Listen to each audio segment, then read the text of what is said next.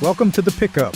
I'm Will Lewis, and today's guest is Deb Munro, who goes by Deb Munro. Is that right? Yeah, I don't know why, but I never liked the name Deborah, but it is my name. Well, welcome, Deb. How are you? I'm wonderful. Thank you. Thanks so much for the interview. And how are you today, Will? Doing well, thanks. Thanks for being here. My pleasure. Now, you've been busy, very busy in your career. You've Yes. performed thousands of TV and radio commercials and narrations.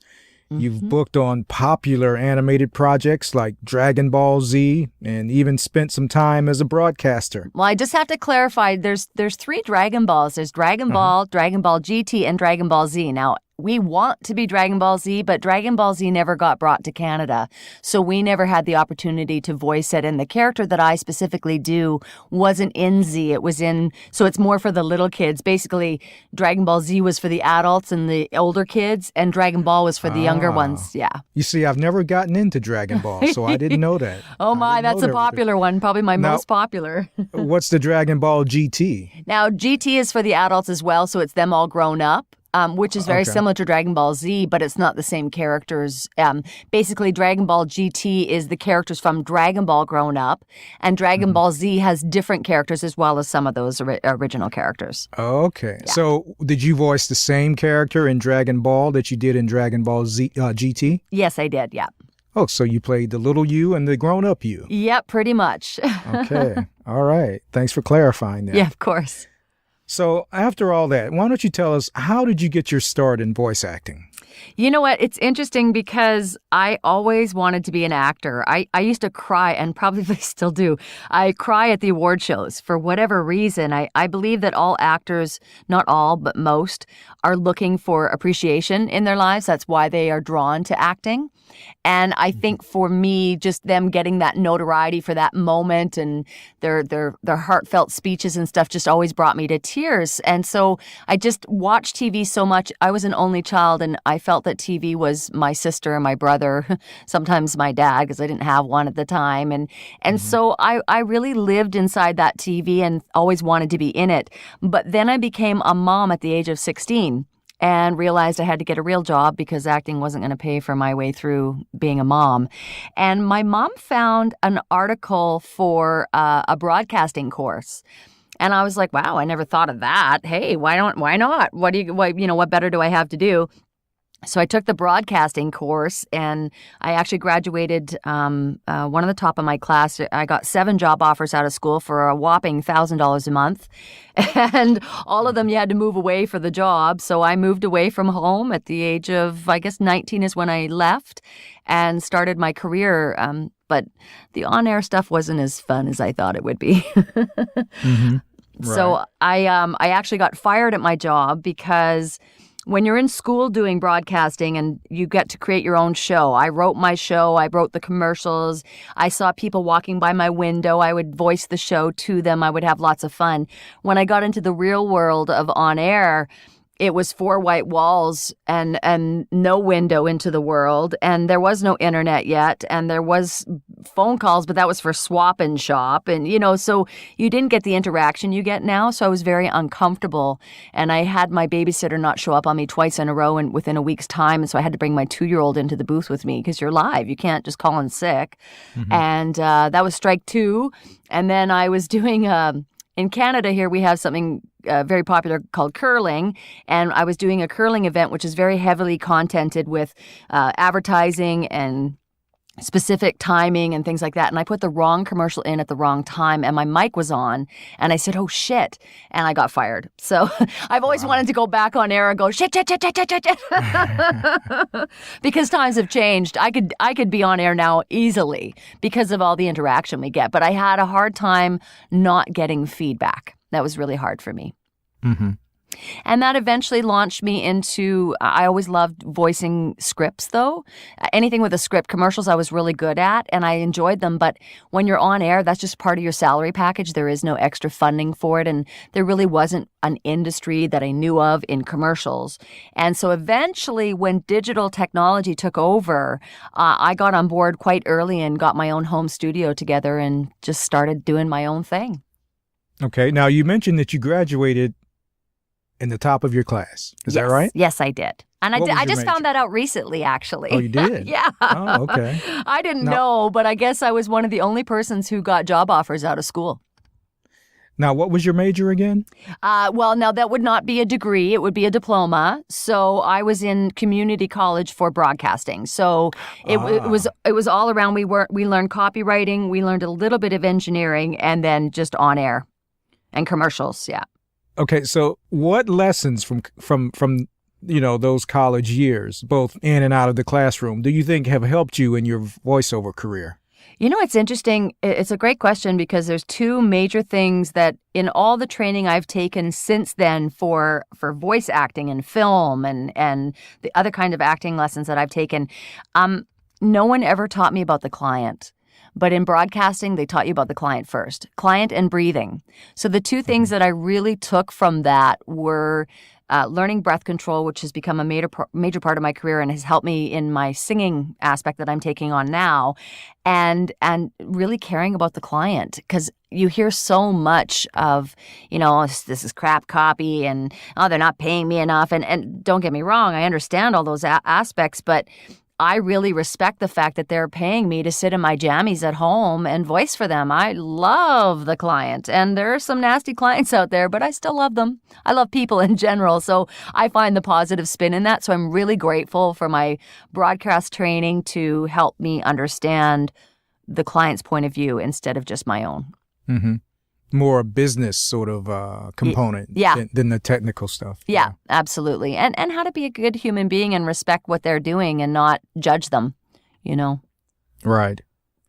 Now, can you talk to us a little bit about the process you go through today for finding and booking new projects? Sure. I mean, is it all done by your agent?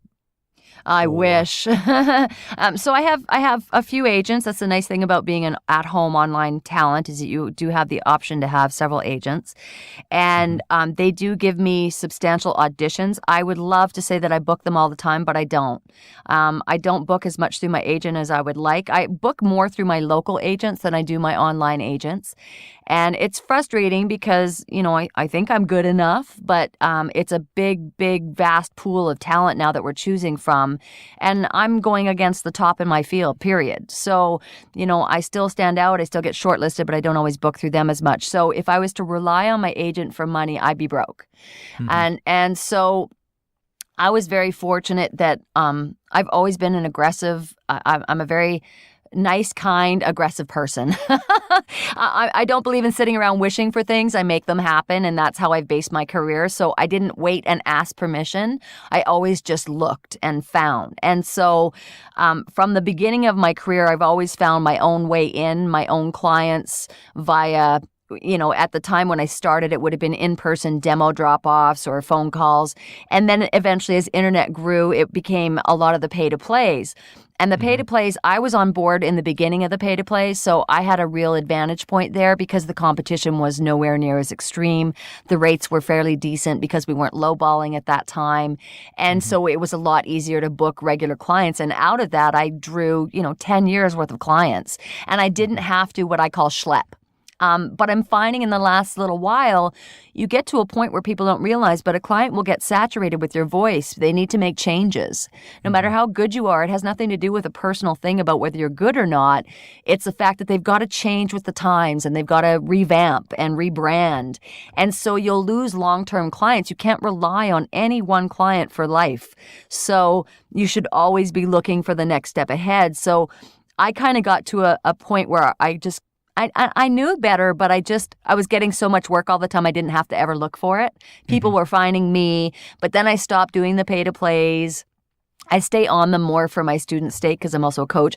I stay on them more for their sake than I do my own, but I wasn't having to do that heavy audition schlepping. Now I'm finding I have to go back to that, so I've been auditioning again back on the pay-to-plays a little bit, and I'm very focused, so if I know I want to pursue message on hold, I'm going to hit up every bloody message on hold company that exists. If I know I do really good on car commercials, I'm going to hit up every car car company I can find and find where the creative department is. So I go after the source that hires and find a way to connect to them and find a way to get a relationship with them so that I can eventually start getting onto their roster or their radar for when they're hiring. Mm-hmm. Right. And you just did a really good job of answering our next question. I'll probably do that a lot. I'm so sorry. No. It's not a problem at all. But I'm going to ask it because you may have some additional tidbits to throw in there. And the question is, you started your career doing corporate studio work. Is that right? In other words, you were in someone else's studio. I was. The start of my voice career, other than doing the commercial stuff on air, because I did that freelance for a little while, just in local studios, $25 here, $25 there. And the first job I got, interestingly enough, was a huge animation. So my first few jobs were actually animation in a high-end studio doing extremely high-end production where all of the talent were in one room. In Canada, we call it prelay here. In the States, they don't call it anything but animation. So there's the ADR dubbing and looping, which is anime that you're usually matching voice flaps. And then there's the actual time when you're actually voicing it all together like a radio play. So I was so blessed to have that as my first introduction to on air. After that, however, after the animations were in full throttle and I was going, okay, I'm going to go back into voice. I want to do voice. That's when I found a message on hold company that was willing to offer me a guarantee of $100 a month so that I could do message on holds for them. So it was very low budget. But that $100 a month paid for my visa, which paid for my equipment. And I figured as long as I can justify the cost of my equipment, I can afford to do this and take the dip. So I did. And then that's when I started doing it at home. And you set up your home studio in 1998. Yeah. Okay. So what I want you to sort of consider and share with us here is, over your career, there's, what significant changes have you seen in the industry that, and how have you dealt with them? And like I said, you've touched on a lot of it already with how you deal with clients and all this sort of thing. But I mean, can you talk a little bit more about that big change that occurred? It's really fascinating because I have worked with a lot of union talent. I'm non-union, and I've stayed that way on purpose. And I've talked with a lot of union talent, and they talk about the rates. The rates have changed. And that's when I started. They were saying, anyone who does this in the way we were doing it, they weren't doing it at home. They didn't have studios back then. That didn't exist. Hardly anybody, in fact, had it at home. When I started looking into this, I found one guy on the internet who told me he had a studio and it cost him $12,000. Wow. So I went from my studio, which was $6,000, which I thought was a steal of a deal at the time, to now I get students set up for $1,000. So we've seen a huge change in rates all around, whether it's the cost of the equipment or whether it's the actual rate that you're getting for the job. The biggest thing that's changed since I started, now again, I consider myself a veteran of the online world, not the local market. And there is a big difference. You've got your LA talent, your New York talent, your Toronto, your Vancouver talent who've been doing this for 30 plus years and have done every animation you've ever watched because there was only a handful of talent doing them at the time. And you've heard the term probably that non-union meant you weren't talented. So the non-union world was a completely new phenomenon, and that meant low budget. And that started changing. Like I book some jobs that are higher than what the union actually gets for that particular job, and then the exact reverse where I get much lower. So that part has changed as well. And we now see a lot of clients going non-union because I used to be a casting agent as well, and I've seen all the behind scenes of what the clients go through when they're taking on a union production, for example. And the paperwork alone is a nightmare. The rates can be a nightmare. They don't want to pay residuals anymore where you're getting paid out consistently every time this product is aired. So they've done away with a lot of that stuff and now so many clients are veering now non-union. So we've seen an increase in work for us at home. But because there's so much competition now, because of people like myself who started teaching, the competition is extremely wide. And therefore, we're seeing a lot of people fighting for rate. So they're lowballing as low as they can possibly go to get the job. So that is demeaning our industry yet again. So we already, as my generation of voice talent, came in and we demeaned the industry in rates. Now we're seeing the next generation of voice talent and they're demeaning it yet again. And that's scary because now we're seeing $4 a finished minute from Europe and from India and places like this. And for them, when they make $4 a day, that's a great wage. For us, that's not justifying the costs that we have when we're paying for what we never used to have to pay for, education. You never used to have to train for this. You just kind of landed into it. Now you have to be trained and you have to have experience to get a good agent where that never used to be. Agents are saturated. So all around, it's affecting us a great deal. And the reason we charge what we do is because we don't work full time. We don't have a guaranteed salary. And we have to pay ourselves back for all what I consider the college degree that we put in, which is the equipment, the training, the demos, the marketing, the branding, the websites. You know, you have to be paid for that, and $4 a finished minute is not going to do it. Yeah. Global competition has really had an impact. Big time. Yeah. And I respect it, but it's definitely changed the industry wholeheartedly. So your work has received many notable awards, including the Gemini, Juno, and even more recently, you won for Best Female Commercial Demo at the inaugural Voice Arts Awards. Yes. Now, I just want to clarify, I voiced the Geminis and the Junos, didn't win Geminis and Junos. That would be different. We don't really have there. And you know what? I'm kind of glad you worded it that way because there hasn't really been a lot of voice awards except for Audible, for audiobooks. So that's the only place we've really seen a lot of awards for our category. And so we're now starting to see, because the industry is growing so much and becoming a bit of a household name, whereas people used to say, you do what? What do you do for a living? I've never heard of such a thing. Now we're starting to hear of it because celebrities are making it more known. They're showing the behind the scenes stuff. So now we're starting to see awards. So I won an award back in 2008 for Best Female Voice for one of the pay-to-play sites put on a virtual award. And it was a fantastic honor for me. And I won for Best Female for that year. And now this newest award show, and they never maintained it. They did a couple years and then it ended, and I don't know why. Now we have a new award show called Voice Arts Awards, which is put on by Savoa. And we're seeing a little bit of notoriety coming into these kind of awards. Like James Earl Jones was honored with Outstanding Achievement, Lifetime Achievement. And I believe Kate Winslet was up for an award. So we're actually seeing some celebrityism in this kind of a venue, and I was very blessed to be a part of the very first one, and lucky enough to walk away with an actual win on my category for commercial reel. Well, congratulations on that. Thank you. Let's take a listen to it. Make today delicious with recipes that are easy to make. Something the whole family will love. It's the Sears one-day sale. Take an extra 70% off selected summer fashions, appliances, jewelry, and more. How far will 19 cents worth of electricity take you? More than you ever imagined. You're born, you die. What happens in between is up to you. So I turned right construction, thought I'd be smart and get off the highway. No, detour. Then I went the wrong way, and that's when I got my period. So many new pets to choose from. You can collect them all. The Littlest Pet Shop. Each pet sold separately from Hasbro. Are you ready to enter a world of sewing perfection? A world where creativity meets technology. I this, you that. We need connection. A new revolution in technology is about to take hold. Hey there, big boy. Wanna play? Then get your money on the table and stop staring at my stack. Honey, we don't need an RV. We need a yard to fit it in. Water brings things to life, including you. I'm just a twisted individual having a really good time. Yeah, that's me. Wow.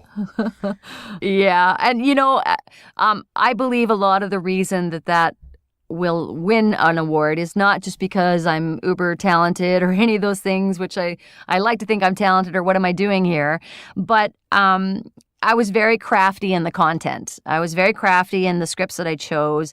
And I believe in your demos are entertaining, not just for work. You have to entertain the people that are listening to them because they're saturated. They've listened to so many demos that they need to have something that perks up their ears. And you may have heard before you've got like the first 4 seconds to grab their attention.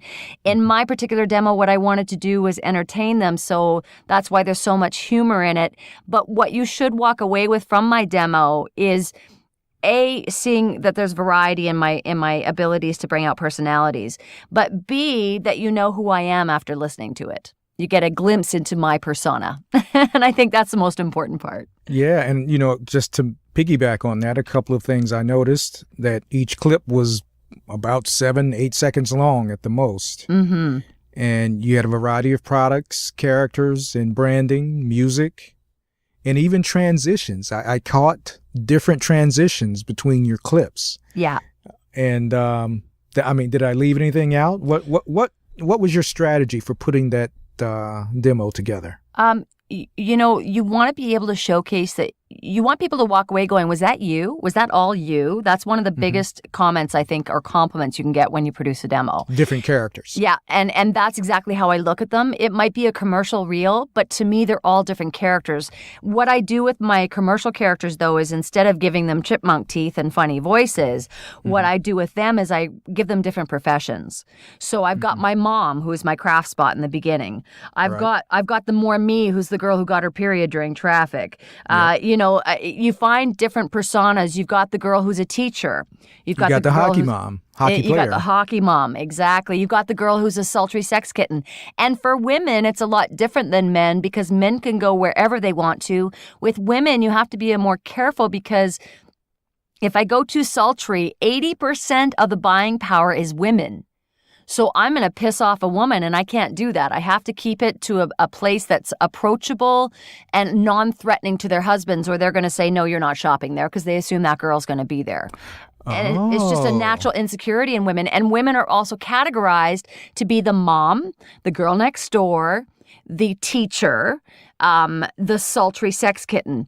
But for them to be the authoritarian, that one's more rare, and that's why you hear more men in the stronger commercials, because they don't look at women as being in charge, even though they are inside the doors.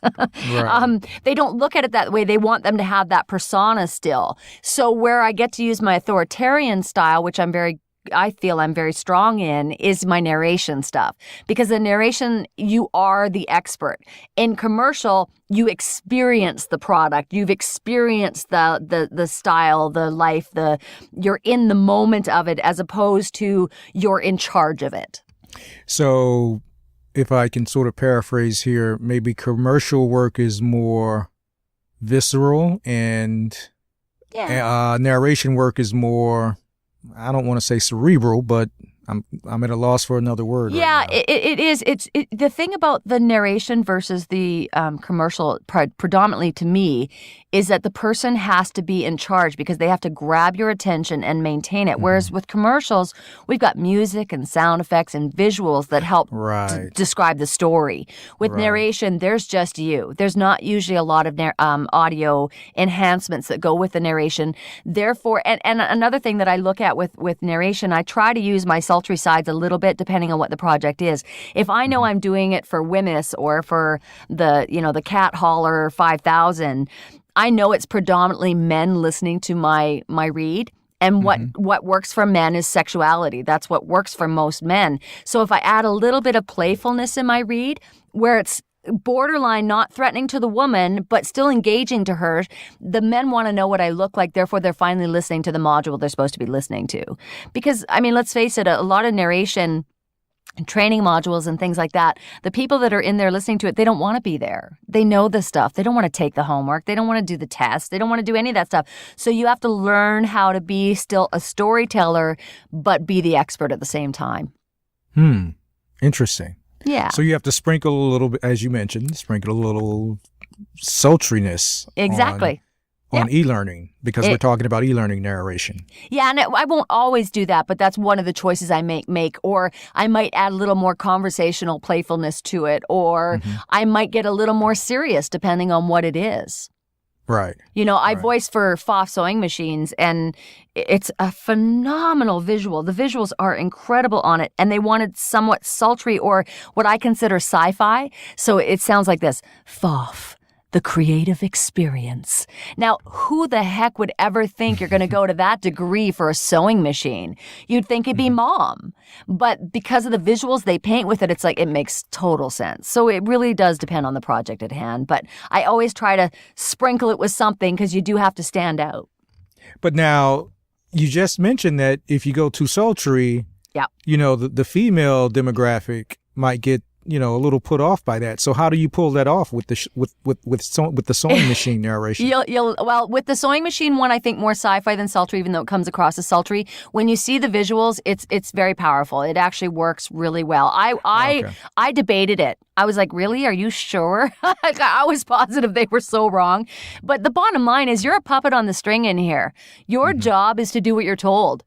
Your job isn't to argue. Your job isn't to decide whether the writing is good or not. Your job is to make it happen. So you become the puppet on a string and you do what you're told. That doesn't mean you can't offer other options or make questions or anything like that. So I said, are you sure that's what you want? Yep, they did. I went with it. They were really happy when I saw the visuals put together. Oh my gosh. You know, so it makes a huge difference. But I will tell you a trick that I use when I'm voicing sultry, so that I don't piss off the women.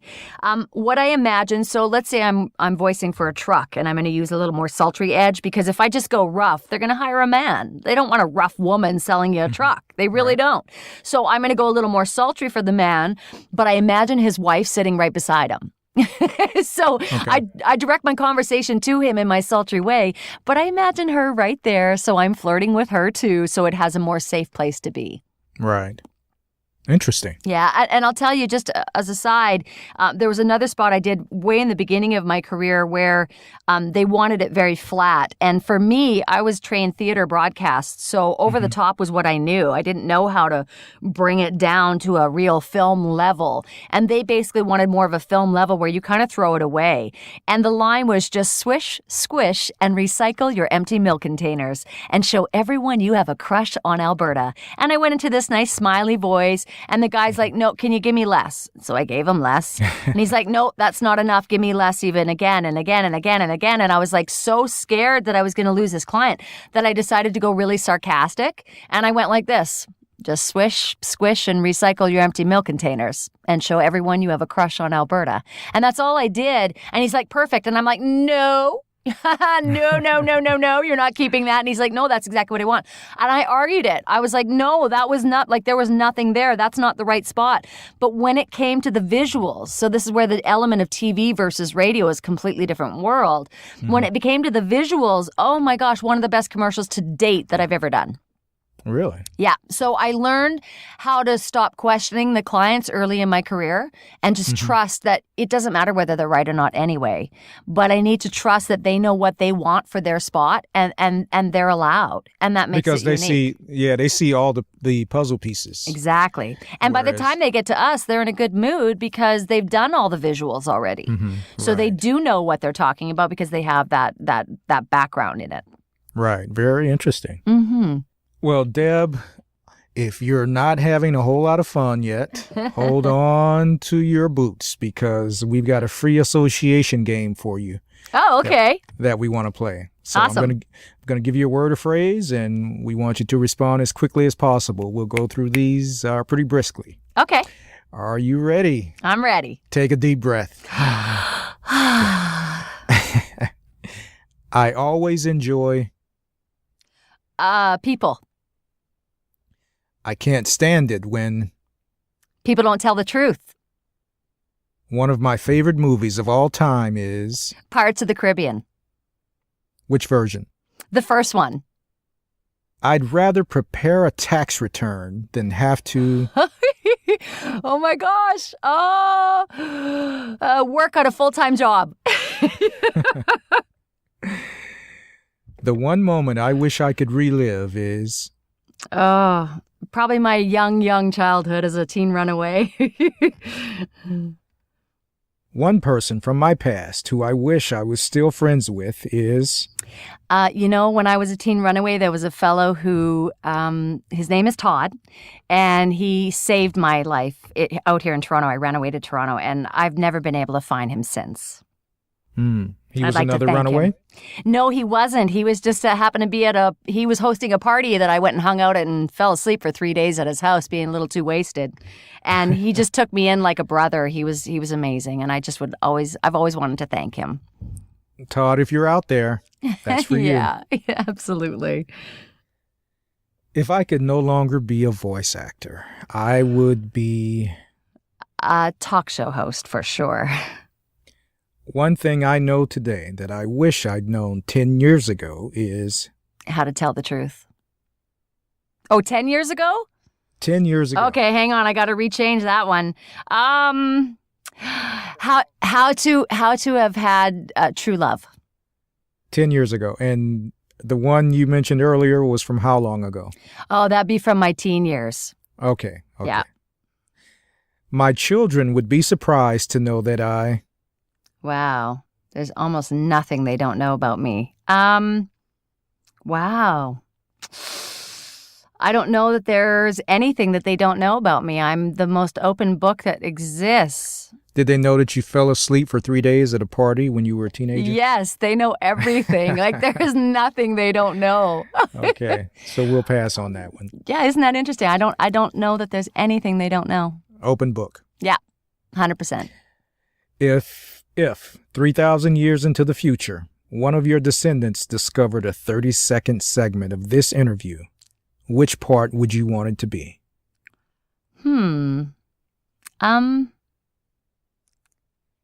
Probably the part of my journey, like how I kind of got here. I think it's a fascinating story and intriguing. Okay. Very good. That was great. Yeah. And about truth. Yeah. All about truth. My common denominator.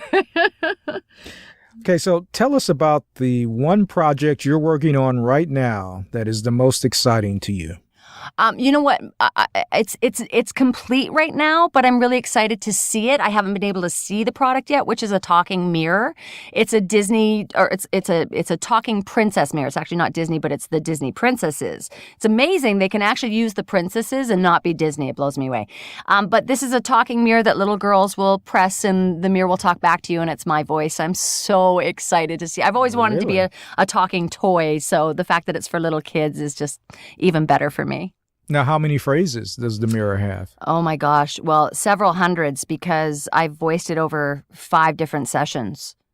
And the original session was like 300 phrases, so there's probably at least 500 phrases. Wow. Yeah, I know. They're giving me, as part of my contract, I wrote in that I wanted 5 products so that I could give it away to my assistant's daughter and to my granddaughter and to my girlfriend's daughter, and one for myself, and I can't remember who the other one was for now. Well, their moms across Canada are stocking up on batteries right now, right? Yeah. Okay, well, thank you very much for joining us, Deb. Oh, it's my pleasure. Thank you for having me, Will. It's been great. Thank you so much for being here. Yes. Now, how can people follow your work? The best way is obviously on my website, which is debsvoice.com, DEBSVOICE.com. We also have a regular newsletter that we put out, which I think is important because I do a lot of giveaways and stuff like that on there, as well as any specials that I have. But it's a way to keep informed. I write articles regularly. I'm doing a lot of video podcasts now and blogs. I have a bit of a subscription service and some products and stuff for that as far as the coaching stuff goes.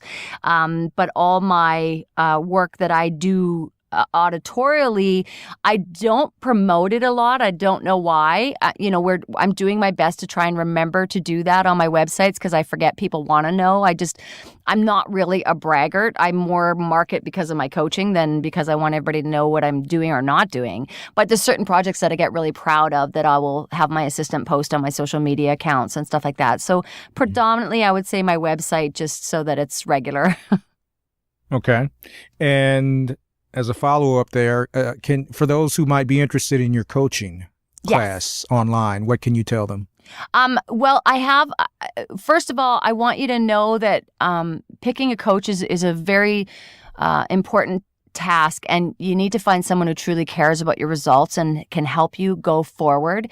I don't have a package plan, but I do have an incentive plan where I try to give you a discount, because I find a lot of people will see me once every 6 months or so, and I feel as a talent, I feel I'm wasting your money, because you're just getting repeated the same information I gave you 6 months ago, unless you're already a pro out there and just getting brush ups. That's different. So what I created was what I call a 6-pack. And once you're on my 6-pack plan, you're always on my discounted rate. It was just an incentive to give you an amount of sessions so that you have to see me at a certain amount of time. So I demand that you see me at least once a month. I prefer once a week, once every 2 weeks, once every 3 weeks, but regimented to your routine. The nice thing is I am able to teach via a Skype and by a phone. No matter where you live in the country, I have students all over the world. I record everything so that you're able to listen back, and I think that's the most important thing. You'll learn more in the playback than you will in the hour with me, hearing yourself do the things you do. I have a lot of very successful students that are really working, and I'm starting to see some amazing success stories. So I feel I'm able to make a big impact in a really short amount of time, and I am not a coach who wants to milk you for your money, because the faster you grow, the better I look. And that's the way I look at it. And I wouldn't want someone to milk me for my money. I try to be a talent first and be the coach that I would want as a talent. So I offer you nothing but 100% honesty, very forward feedback. So you have to have tough skin to work with me. But if you can't handle me, you're not going to be able to handle 6 directors telling you one thing or another in a session either. So I like my style personally, and I'm not a rehearsed type of coach. I don't have this list of things I go through. I try to pull out your personality, because that's what we're ultimately selling. So I love doing the demos. I love directing them. I love helping write them. And I love allowing your personality to shine through instead of mine. And I think that's a very important aspect when you're looking for a coach. Mm-hmm. So you do coaching, you do demos. Do you do any online workshops, group sessions? Yeah, I do. And actually, I have a new thing that I'm doing, which I'm really excited about. Where we moved here, we bought a really nice acreage, and it's just outside of Toronto. It's not in Toronto. And we held our first workshop retreat here. So we've built a pool with a big waterfall where we're going to get married under, my love of my life and I. And so I have the most beautiful home that can accommodate a lot of people. So it's much like a bed and breakfast retreat. So I have created a very tranquil oasis, including a big theater. My band plays for you. You get private one-on-one. So I have both the workshop venue aspect of it in person, as well as one-on-one workshops. So personal workshops with just me for a weekend, and things like that. And then again, I do some online webinars and things like that. So yes, I do. Okay, wow. Yeah, I'm really excited about that, because I held a voiceover cruise several years ago, and I would be doing another one right now, except just there's a lot of circumstances why I'm not. But eventually I'm going to start bringing them back in. So in the meantime, when I can't do those, I'm trying to kind of make the same kind of environment here, where it's a tranquil holiday feeling, but you get me and possibly other coaches as well with me. So you have our personal time as well as our professional time. I think that's very important, that you enjoy your coaches, that you have a personal connection with them, and that you get some relaxing time in between too. Mm-hmm. Absolutely. Yeah. Okay, Deb, can you play us out with something? Sure. Usually the next thing that comes out of our guest's mouth is, "What are you talking about?" I'm a very willing participant. We usually have our guests play out the show with some exhibition of their talent, Okay. Of their voice talent, some more sugar for the ear. Okay. Sure. So it could be anything like a narration, a demo, a song, anything you'd like to do. Okay, well, without my band here, I don't want to take away their thunder, so I won't sing. But how about I give you a character? All right, set up this character for us. Okay, so this is one of my favorite go-to characters. I always try to work on having a little boy or a little kid voice, because I think they're the most popular in cartoons. And I haven't found a lead role for him, her yet, but you can kind of take it whichever way you want. But in my head, it's a boy, and I took it after Chucky off of the Rugrats. It's a kind of little bit of Bart and a little bit of Chucky all combined. All right, sounds great. Take it away. Okay, I'm really excited to be on your show, Will, and I can't thank you enough for allowing me to play in your playground. I've had so much fun. Thank you. Thank you. What's your name again? My name's Chucky, because I couldn't think of anything better. Chucky, nice to meet you. Who's your favorite team? Oh, I hate sports, man. Oh, I have to say Calgary Flames because, that's where I grew up and they would kill me if I didn't. All right, well, very nice to meet you, Chuck. Nice to meet you too, Will. Till next time, Chuck. Okay.